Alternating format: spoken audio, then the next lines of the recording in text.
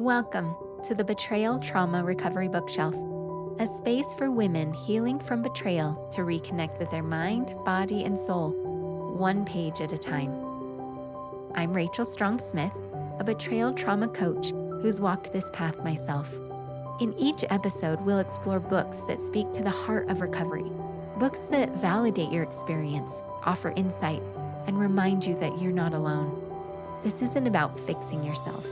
It's about coming home to yourself.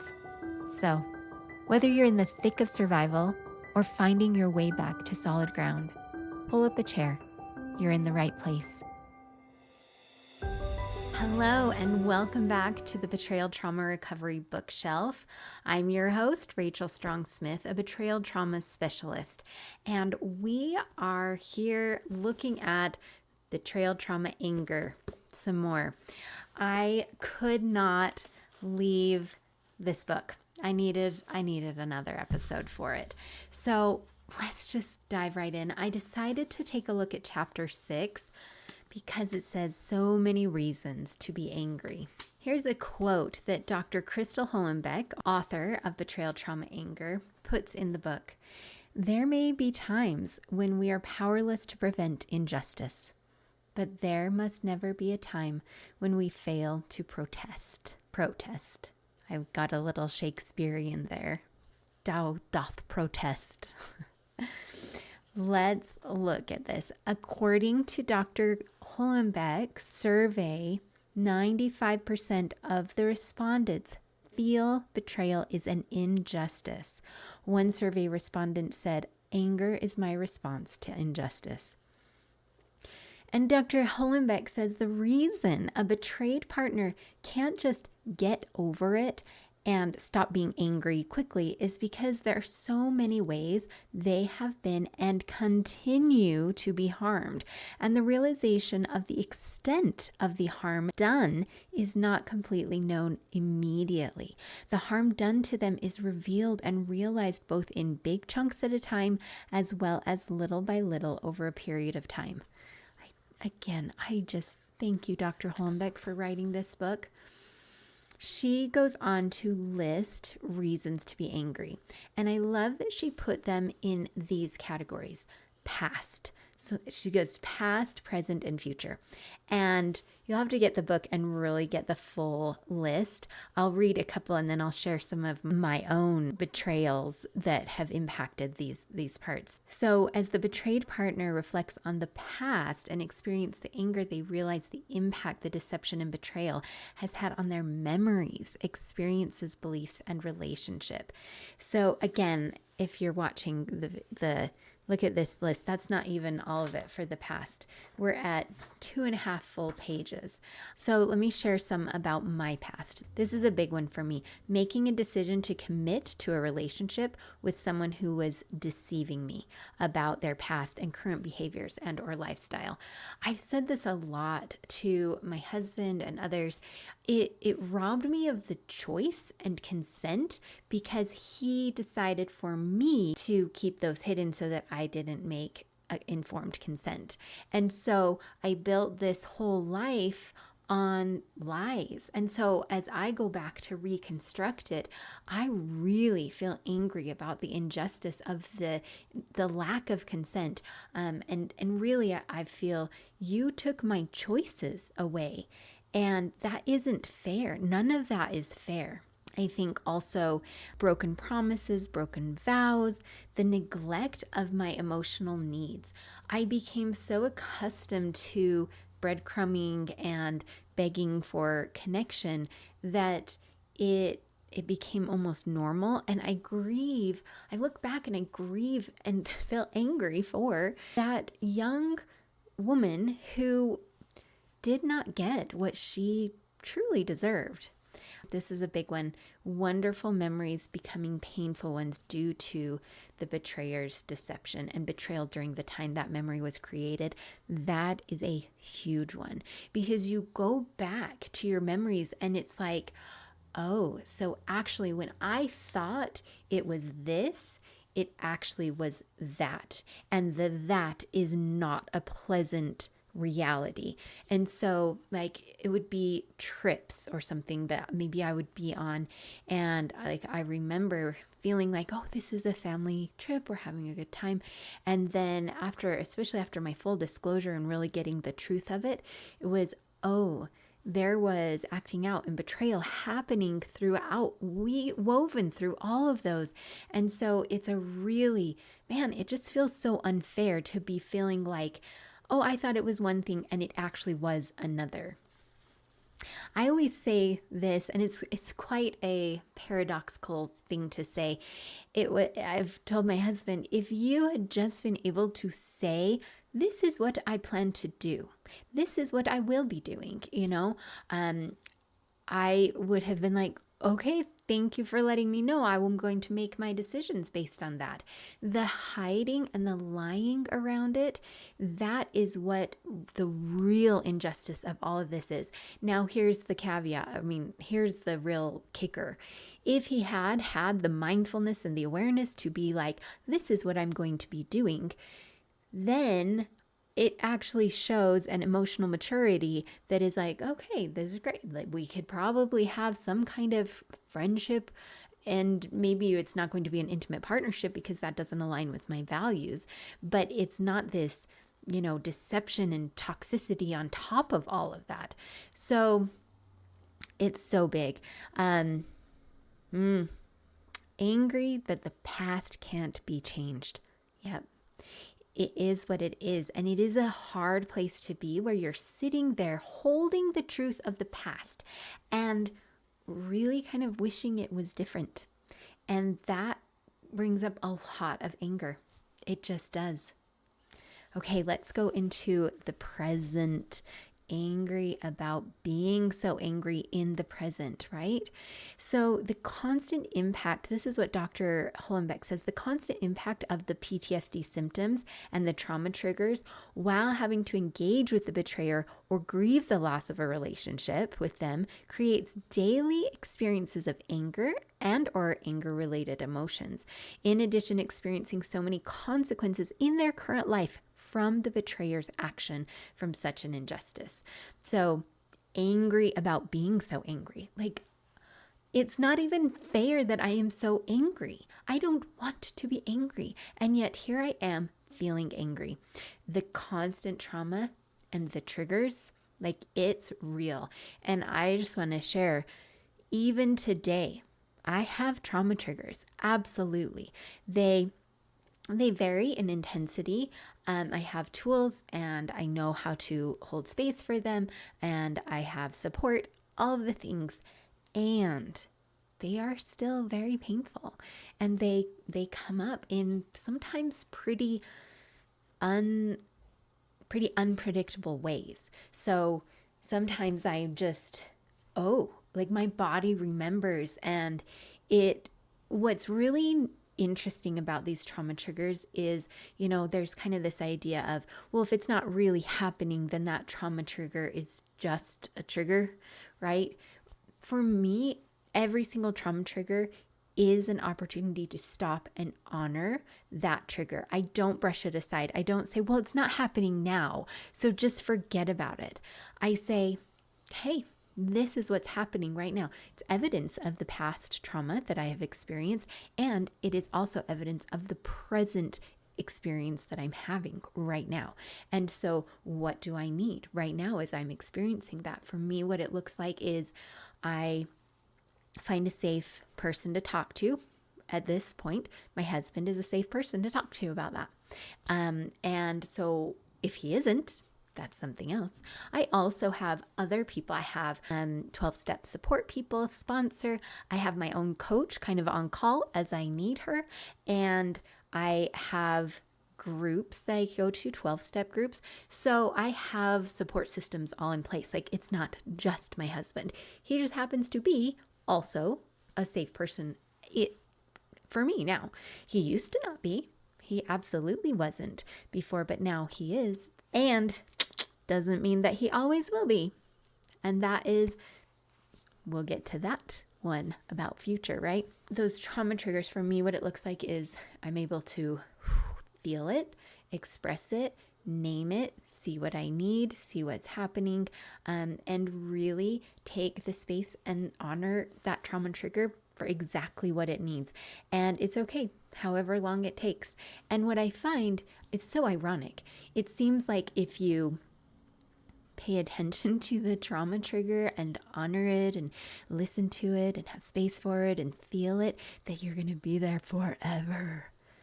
I have found the opposite to be true. I have found that when I honor and hold space and feel it, it actually goes kind of faster. But if I do it to make it go faster, no, my body can't be tricked. So trust me, I've tried it. Really, I have found that when I try to talk myself out of a trauma trigger, come on, it's not that bad. Oh, no, it's fine. No, he's not really blah, blah, blah. Right? No. That's when I stay in it and in it and in it. Because it doesn't allow my body to process it and have me show that I can trust my body. There's a reason that trauma trigger is coming up. It's not because it's just out of thin air. Like, there's a reason. So, here's to angry that I still love you, angry that I feel like I hate you. Big present moment ones. Yep. Life is completely turned upside down and unstable. Yep. One that's for me too, and I guess it's a little bit more future, but that, yeah, I think this one is future. We'll go there. I'll pause here. But here, the injustice of having to heal from the betrayal wounds. Ooh, that's a big injustice. I remember the analogy that I heard in recovery, and it's a really great analogy. You get hit by a bus, you're a person, you get hit by a bus. Now what? It's your responsibility to heal, be in the hospital, have the surgery, go to physical therapy, right? And yeah, we have insurance and things like that, all for in this kind of an instance, right? That helps with the money, and there's a recompense. I don't know, lawyer speak stuff. But it's still, even with that, in real life scenario, does not take away the fact that you have to heal. You have to take the time and the energy and the process to heal your body. A bus driver literally cannot make you heal. And it's so unfair. The bus driver's the one who hit you. It's so stupid unfair. I'll tell you, I remember like very vividly when it hit me how unfair this is. I was laying down on a couch, like this is so vivid for me. And I was looking up at the ceiling, and I know exactly the spot in our ceiling. And I was just like, this is unfair. All of it unfair. And it just hit me like a brick, and I accepted the unfairness of it, and just that it just is, and it is unfair.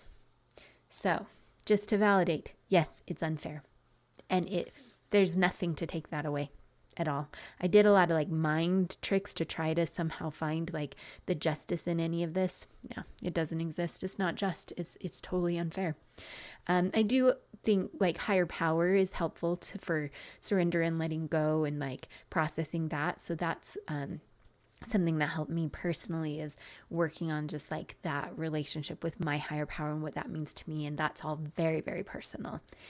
Loss of my sense of self. Oh, that one is so unfair too. Like I was on a great trajectory in my life. I was, growing and learning. And then I feel like I kind of got like, it's kind of weird. Like I feel like it got stunted, but ironically, like I found healing and more. So like, but it's still unfair. It's still like I was, had some foundation work that I had been doing. And then my husband, who's supposed to be the one who is safe, and I've chosen him, and like I want him to be my companion in partnership, and he's the one who's undermining all of this. And then I'm losing myself little by little. It's like the frogs in the pot where you boil them slowly to death. That's what it felt like. I didn't even know what was happening, which is totally unfair, and it affected me today. Oh, the questions. Who are you? How could you? Why could you? Right? All of that is so hard. The changes in the lifestyle even. When I really dug into healing, oh man, it was so unfair. I was spending so much time, energy, money, self to to go through the healing. Again, not unlike a physical injury where I am having to do physical therapy. I've done physical therapy. I still am doing it. It's painful. It's slow. And man, it's hard and it hurts. Also, I'm really glad that I chose to go on that healing path and I continue to be on it. I'm really glad that I did. Has it been hard? Yeah. And also, it's totally worth it. So there's that. Okay, the future. Angry about the future. What ifs? What if I don't know everything? What if I can't trust them again? What if they betray me again? Oh, this is directly from Dr. Hollenbeck. What if I can't love them like I did before? What if I'm making the wrong decisions? The new normal you have to face is such an injustice and brings new reasons for anger, sadness, and fear, right? Fear of the unknown. Anniversary dates. Anniversary dates. I tell you, even my body knows like almost every single anniversary. And there's not a whole lot of times in the year that there wasn't some kind of a D-Day for me. But they are clustered more in the fall and then spring. So like October, November, and then like April, May. I don't know why, they just got clustered in there. And then we have an anniversary in August. It is complex, and it's not just like, oh, now it's over. And there's kind of this illusion that there's this place of like, you made it, you move on, you never feel it again, you never think about it again. And I'm just here to tell you, I don't think that that is a place. In fact, that was part of my healing experience, was accepting that isn't the goal or the place that I'm trying to get to. It actually is something much more present oriented of where am I at now. I honor myself in the present. I feel my emotions. I have support. I have tools, and I continue to learn and grow and have space for that. I keep my eyes open. Lost hopes and dreams. Like I'll say, like even where me and my husband are right now, there are things that it's like, yeah, because of this betrayal and because of the experience and because of his own stagnation in emotional growth due to the addiction, there are some things that are not being realized right now because of all of that. And I don't know what it's going to look like in the future. And then there's always like, if you don't stay in the relationship, and what does that look like in the future, right? This is a really, I guess, nuanced thing to talk about, is this idea of being able to hold, like for me today, right now, I can tell you what my present moment is right now. I can tell you what I'm feeling and what like is happening relationally with my husband, what I'm seeing, what my boundaries, all of that are all intact today. And, I'm watching, I'm feeling safe, we're moving forward. Because I know that the betrayal is possible, lying, hiding, manipulating, gaslighting is possible, I am always a little bit unsure of my future.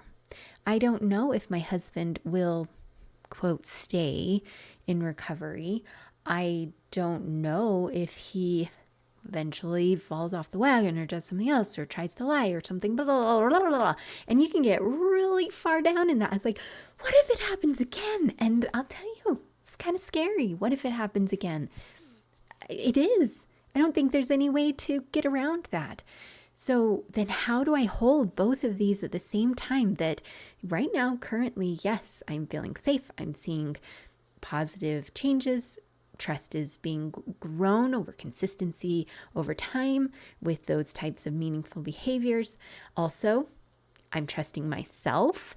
I know where I'm at. Again, that's all part of it. I'm trusting myself. I'm staying in tune with myself. I know my values, my boundaries. I have my spidey sense, which is really just my discernment and my gut. And I trust it, and I continue to refine it and hone in on that. I don't know what the future holds. I don't know. And, there's a good chance I can guess, but also kind of not, especially knowing the betrayal. And here's where I go to when I think about this idea of future uncertainty is that, I hate to break it to us all, but we as humans are constantly living in a state of uncertainty. It doesn't make the sting any better, but it is the reality. We actually don't know what tomorrow holds for any of us at any given time. I say it's like I could get hit, I'm going to say it, hit by a bus literally tomorrow. That could happen. I don't know if it will. I've got my safety measures in place. Like, I'm not running in front of buses, but things happen. Catastrophes happen. Wars happen. Natural disasters happen. Illness happens. Cancer happens. Accidents happen. They do. So how do we live in the world knowing that there is uncertainty? What happens in Betrayal is there's this bubble that pops that shows the reality that life is uncertain, that you don't know exactly what's happening with people. It's like people actually aren't trustworthy. They're humans, right? And we can trust them as far as we can trust them. But then what does that mean for us? And that's where really higher power comes in. Finding your own higher power, relationship to higher power. What does it mean? What is the universe? For me, there is a space for surrender and letting go. And I don't know the certainty. I don't know what tomorrow holds. I don't. I can be present in today. That's all I have. Because I'm a human. That's all I get. And so I'm going to stay here in the present, using my brain to plan. That's okay. But also accepting that I can't know the future. So that got a little bit meta, but the reality is betrayal brings up so much, and it is not simple. We want to put it in a simple box. We want to have it a one and done, figure this out, and we've got it. But it's not. It affects so many systems in our own selves, in the relationship, in the world at large. It is huge. So what I found is, as I come to acknowledge and accept that and validate that, yes, there's just room to hold it and feel it. There's room for the anger. There's room for the injustice. There's room for where I am right now and what's happening right now and learning all of the things. I guess in all of that, I can say your anger is valid. Your past, present, and future have been affected. Those are huge systems. And that's just one part of this anger. This is just chapter 6, and I'm not even going to all of it. I think sometimes understanding the scope of this can be helpful. I know it can sometimes feel like, oh, but if I do, then am I going to get bogged down with the hopelessness of it? I don't know. Feel what hopelessness feels like. That's a feeling too. And then I would really advocate for getting trauma-informed betrayal trauma specialist support, because as you can see, this is so big. And yes, it's great to get these information, read the books, find that, but then to actually apply it takes support. I could never have done this on my own. Not ever. Not in a million years. In fact, I tried for 20. I tried to do it by myself and I couldn't. It's too big. I needed that centered support that would stay with me in my experience. So here we are. We're at the end. Thanks for staying here with me. This was a lot. I get that it's kind of a little less concrete because that is the reality of it. And I'm just so glad that you're here. Take what resonates here and leave the rest. Bye-bye. Thanks for joining me today on the Betrayal Trauma Recovery Bookshelf. If something from this episode spoke to you, share it with a friend or come connect with me online. You can find me on Instagram and Facebook at Rachel Strong Smith. And if you want to go deeper, sign up for my email newsletter, where I share grounded support, personal insights, and practical tools to help you reconnect with yourself. Remember, healing isn't a straight line. It's a spiral. and every step towards yourself matters. So, until next time, take gentle care.